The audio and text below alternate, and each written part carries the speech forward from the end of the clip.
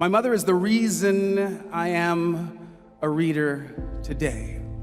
My mother not only read to me when I was a child, she read in front of me, giving me that all-important example that reading is as much a part of the human experience as is breathing.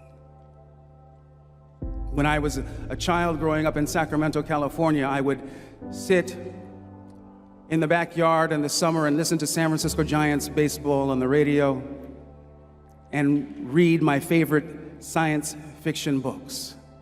Science fiction literature to me is my body of literature of choice, mostly because I believe it invites us to contemplate what I consider to be two of the most important words in combination in language.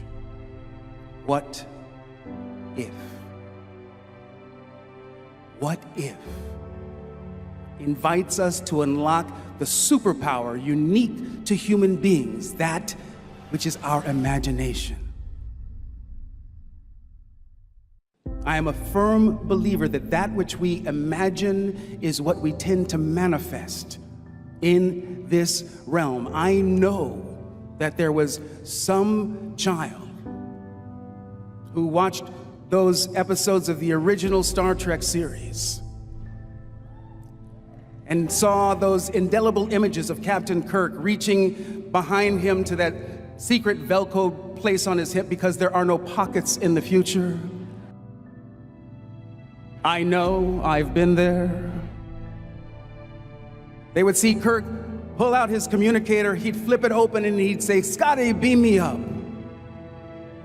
That child grew up, became perhaps an engineer, a designer of products, and is responsible for a technology that is more prevalent on this planet today than the toaster. By show of hands, has anyone in this room ever used or seen someone use a flip cell phone? That upon which we focus our imagination is what we tend to manifest in this realm. It is the stuff of which miracles are made. My mother took it upon herself as my primary parent.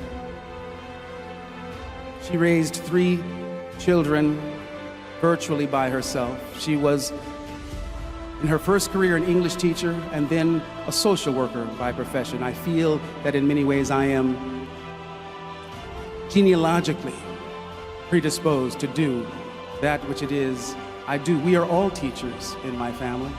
My mother, my younger sister, my older sister, my son, 2 nieces. My mother knew that I would grow up and walk out into a world that would oftentimes be hostile to my presence simply because of the color of my skin, and she took it upon herself to make sure that I was armed with the best education imaginable, so that I might compete on a level playing field with my more melanin-challenged classmates. You, too, will go out into the world and will oftentimes be met with hostility for one reason or another. And my advice to you graduates is the same advice that my mother, Irma Jean, gave to me. You deserve to be here. The only limits upon you are those that you impose upon yourself. This is your opportunity to make your mark on the world. Be bold.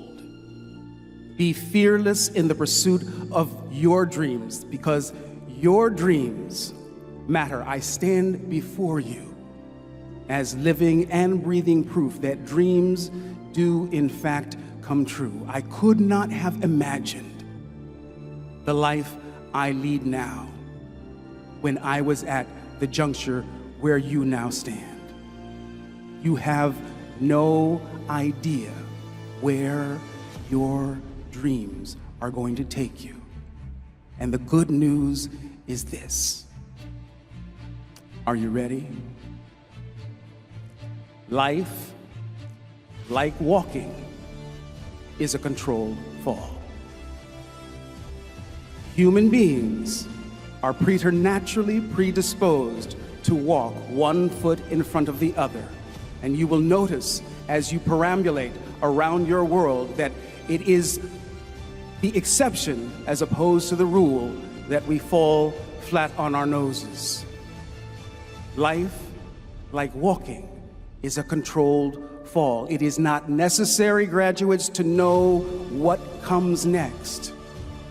Focus on the step that's in front of you. The rest will reveal itself. You feel me?